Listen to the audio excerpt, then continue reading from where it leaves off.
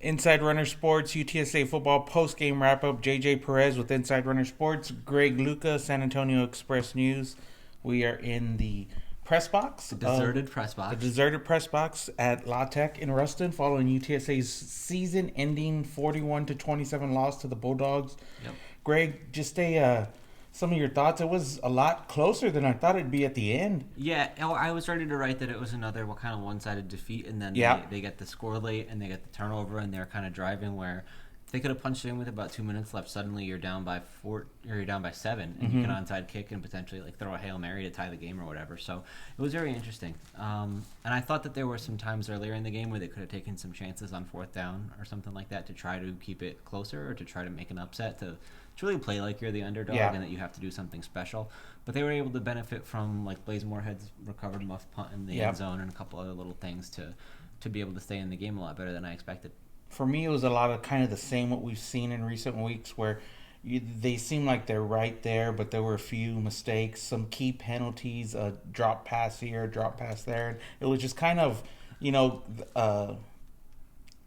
the season as a whole was kind of a microcosm of this game. This game was a microcosm of that. Yeah, offensively, there was some drives where they really got it moving and everything looked like it was clicking. And we should mention, JoJo Weeks started because Lowell Narcisse was injured during the week of practice. Coach Frank Wilson said it was something new that kind of cropped up mixed with some of the nagging injuries he's been dealing with all along. So JoJo comes in, and there were some drives where he looked really good, and there were other drives where he would just miss some throws, and it led to 3 and outs. So they were inconsistent there. And on defense, it was the same thing. I don't remember. They finished with 5 sacks or something like that. They were making a lot of negative plays, but then other times they would just get gashed. The first touchdown drive, they completed 4 passes for 70 yards in a minute. Yeah. It was nothing. So there were a few drives like that. They're just man, these guys look unstoppable. Right. And then in the middle of the game, UTSA's forcing 3 and outs.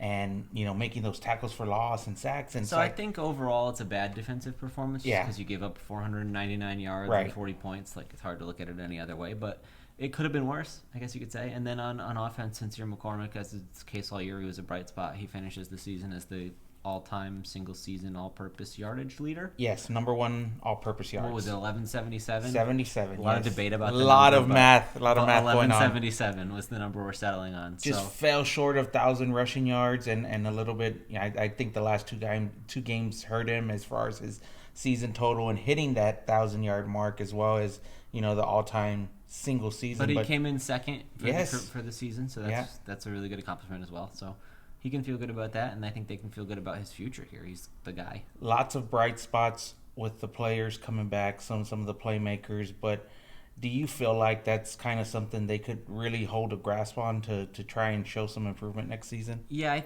think I've been a little bit critical just because last year the message was that they have a lot of young players, and we'll see this season. And now this season, the message is still that you have a lot of young players, and we'll see next season. You kind of can't just keep kicking the can down the road. And you play all your new guys and then say, well, when they get better, then we'll get there. But certainly some of these guys are more promising than sort of what they were leaning on last year, I think. Nobody's at the level that Sincere is at. And defensively, they didn't have any freshmen last year who looked like Rashad Wisdom, that sort of thing. So if they are bringing in better classes consistently and then you're seeing them shine right away, then there is room for that development. Yeah, I think I kind of fall in the middle of the road on that issue because of Sincere McCormick's such a special player. He may be a generational type of a player for UTSA. And honestly, Lowell Narcisse looked good at times this season. And even in this game, had he been 100%, I would have liked to see what the offense would have been able to do. The offense still puts up 400 yards. Some of that was in garbage at the end of the game, but it's still 4 straight 400-yard games with your third-string quarterback, basically. Yeah, and I think having Frank Harris and Lowell Narcisse going into next year is a good problem. That's a good quarterback battle to have. Let's turn to our post-game with Frank Which is the Wilson. most interesting thing. I would have started the show there. Well, you got to, sometimes you bury the lead. I'm just here. So we talked with Frank Wilson after the game and AD Lisa Campos. Let's first talk about Frank. I think I asked him about acknowledging some of the negative this year, and he kind of did acknowledge it to an extent, but he still remained positive. Well, he said they have to get better offensively was the thing that he hit a couple times, which I disagree. I think they have to get a lot better defensively. But that's just my opinion. Getting better offensively won't hurt them. That'll be fine. Yeah. So that's certainly as good a place to start. But he did seem optimistic as always. He said next year they have the tools, the young nucleus, was his wording. I think it was to have the best season they've ever had here. Ever had, yes. Something like that? Yeah. So he's setting the expectations high, which is dangerous, but it's probably something he has to do, because if he doesn't deliver on that, then things start to look pretty bleak for him. Right. Didn't seem like there's been a conversation about the future yet. Well, I guess that's to be expected, and if there has, he has to act like he'll be around anyway, because there's no benefit to acting like you won't be around. You may as well coach and talk like you're going to be there, because then if you are there, then that's how you've planned it to be. And if you're not there, you don't have to worry about it anyway, because you're not there. Right. And then I asked him if he thought he would be back, if he would get the opportunity, and he said that was up to the administration, and kind of left it at that. So yeah, and he said also that he thought he did everything he could do this year, which I think some people aren't going to like that, but that's the answer. So there you have it. And then we spoke with athletic director Lisa Campos on the record, and I just sent out the interview so everybody could listen to the uncut version. But she was kind of, I guess she hadn't made her decision. That's the best way to put it. It seems like it's still up in the air. Yeah. And whether it's truly still up in the air, or whether we can't be the first people who find out, is also an issue too. But there is a chance that you have to do some postseason evaluations and talking to different people. If you want to have a lot of conversations with people on his staff, or people, or even Frank and Lisa one-on-one, or whatever it may be, that help inform your decision. It's not an easy one. I mean, certainly it's a huge decision. It's a 10-year decision for this university. Certainly, the win-loss total has been bad. Yeah. But by all accounts, everything else is good. So the most important thing is not there, but academically and personally, there's no arrest. She made a point to bring that up on her own too, which I think is somewhat telling. And then he's just well liked around the program, and I think that helps a lot too. Yeah, I mean, she did mention that he's a good man, and that kind of all the stuff helped them navigate the difficulties of the season and dealt with adversity well and all that stuff. So it's how much does the bottom line weigh against all that peripheral stuff that you kind of like. What's your gut telling you about the future of this program? I know for me, it's kind of feels like it's 50-50. Coming into the week, I was pretty confident he'd be back, and I don't know if the interviews have changed my perspective too much. Right. It is a little bit up in the air. We got off deadline. I was writing, and now we're here talking about it. Yeah. I might have a different answer tomorrow. We got to digest it a little. But I was just trying to think about, if you knew you were going to do this, what would you say? And if you knew you were going to do that, what would you say? And then what did we hear? And how, because at face value, it is 50-50, but there's probably more to be read into it in that. I think so, too. I think it's maybe 60-40, 70-30. Wait, which way? In favor of Frank, I think. That's the read I get. If he was coming back, I mean, you wouldn't say it was still up in the air unless it was still up in the air. Right. But then again, would you say it was still up in the air if he was leaving, or would you say, if you knew he was coming back, wouldn't you have just said that? I don't know. I don't know if it's been decided. This That's is what the I'm saying. Feel I get. If you knew he was it's both ways, though. It goes both ways. I don't think so. Well, I think if you knew he was still coming back, you would say he's coming back. If you knew he wasn't, you would say it's still up in the air. I don't think they'd say it to you or us 20 minutes after a game. Why not? If he was coming back, why not? I don't know. If you already knew that, why wouldn't you say And then we asked her about the timetable, and it's still to be determined. Right. And then I asked her about how it will be announced, and that's still yet to be determined. So last year they announced through a letter to the fans that he'd be coming back. So I don't know if that's the same move this year or... So what I'm saying is, at this end of the spectrum, you have that he's gone. Yeah. And we could have got that answer if he was gone.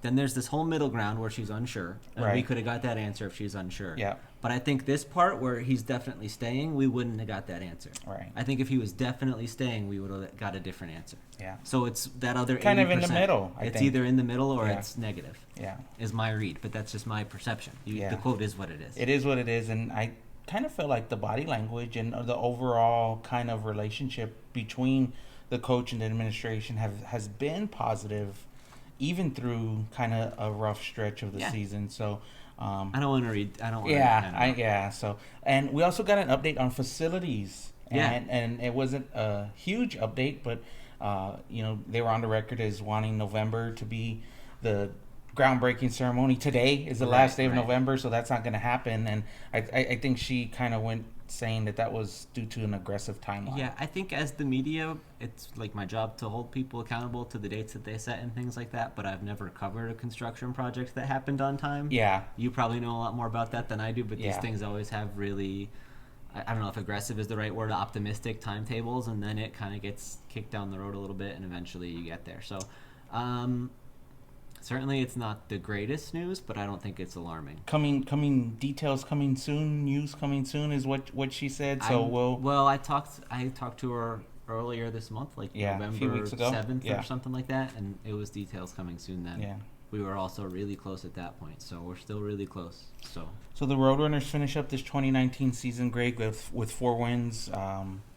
Just overall, do you feel like the trend is going upward, swinging upward for the program, or are they kind of just stuck here in the middle? I think the offense made a lot of strides and has a lot of young talent. I think the defense is a problem. Yeah. I think they're losing guys again with Carl Austin and Andrew Martell and Jared Carter McClin. Yeah. And I'm sure some other people on the defensive front, Balin Baker. There's a decent amount of seniors in that group. Yeah. And whether you think those guys are superstars, all-conference players, or otherwise, they were some of the leading tacklers this year, and they played a lot of downs and contributed. So until they prove they can find new people there, the defense is as much of a concern as it was this year, if not bigger. And I still don't think that there's enough emphasis on that. I think there's a lot of talk about the offense, but the defense is where I see is the glaring problem. Yeah, I tend to agree with that. I know Coach Wilson said that a lot of it is the number of snaps and the offense going. Yeah, but if you get stops, you play fewer snaps. Yeah. I think it's both ways. Yeah, I think so too. And he's not wrong in that sense. Like if the offense had the ball for 20 play drives every drive, then the defense would play fewer snaps. But also, if the defense was giving it back to them more often, then the defense would play fewer snaps too. Could you tell the people what it's like to go through a 2-hour and 26-minute lightning and rain delay? It's actually, it helps you be really prepared for when the game starts. There's a lot of things you can get done.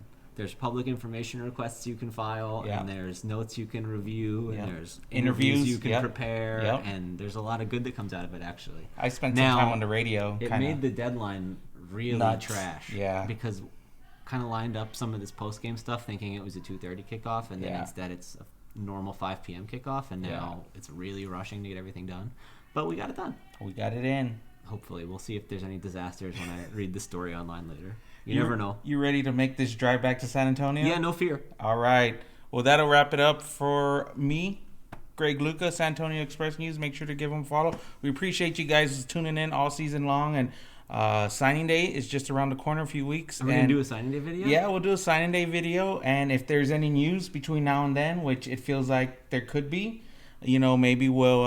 Who knows if we would be getting together for that? Yeah, there may be a basketball game. We could do something. We got to give the people what they want. Yeah, so that'll wrap it up. Appreciate you guys watching.